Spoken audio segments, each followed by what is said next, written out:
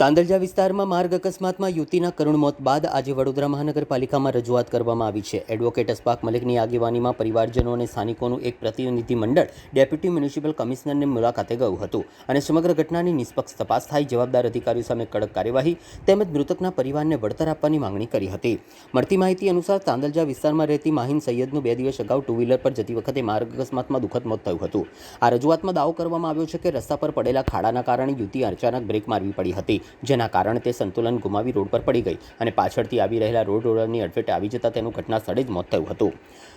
પ્રતિનિધિમંડળે રજૂઆતમાં કહ્યું છે કે અકસ્માત સ્થળે પડેલા ખાડા અંગે 1 સપ્તાહ અગાઉ જ પાલિકાની સંબંધિત બોર્ડ ઓફિસમાં લેખિત રજૂઆત કરવામાં આવી હતી. તેમ છતાં સમયસર સમારકામ કરવામાં નહીં આવતા આ દુર્ઘટના સર્જાઈ હોવાનો આક્ષેપ કરવામાં આવ્યો છે. સાથે જ રજૂઆતમાં જવાબદાર અધિકારીઓ સામે કડક વિભાગીય કાર્યવાહી કરવાની, માર્ગ જાળવણીમાં થયેલી બેદરકારીની તપાસ કરાવવા તેમજ મૃતક માહિન સૈયદના પરિવારને ₹10 લાખનું વળતર ચૂકવવાની માંગણી કરવામાં આવી છે. આ ઘટના બાદ શહેરમાં રસ્તાઓની જાળવણી, ચોમાસા દરમિયાન પડતા ખાડાઓને લઈને ફરી એકવાર પ્રશ્ન ઊભા થયા છે. જો કે રજૂઆતમાં કરવામાં આવેલા આક્ષેપો અંગેનો અંતિમ નિષ્કર્ષ સંબંધિત તંત્રની તપાસ પૂર્ણ થયા બાદ જ સ્પષ્ટ થશે. અમે વડોદરા મ્યુનિસિપલ કમિશનર સાહેબની કચેરીમાં આવ્યા છે. વડોદરા મ્યુનિસિપલ કમિશનર સાહેબને રજૂઆત કરવા આવ્યા છે. તાંદલજા વિસ્તારમાં માહિન સૈયદ નામની એક દીકરી જે માત્ર 16 વર્ષની હતી અને રોડ એક્સિડન્ટમાં એનું અવસાન થયું છે.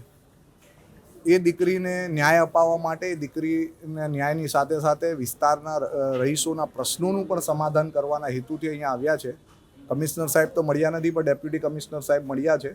એમની સાથે રજૂઆત કરી છે અમે કે આ જે દીકરી છે એ દીકરી જે રોડ આગળ જે રોડના ખાડાના કારણે શોર્ટ બ્રેક કરીને દીકરીને ગાડી સ્લીપ થઈને અવસાન થયું છે, એ જે ખાડાઓ છે, ખાડાઓ બાબતે આ એક્સિડન્ટ થતાં પહેલાંની અઠવાડિયા પહેલાંની ફરિયાદ હતી અમારી, અને અમારી રજૂઆત છતાં એ ફરિયાદ સાંભળીના અને છેલ્લે એક દીકરીનો ભોગ લીધો. તો એના માટે જે કર્મચારીએ સાંભળ્યું નથી એવા કર્મચારીના વિરુદ્ધ પણ પગલાં લેવામાં આવે.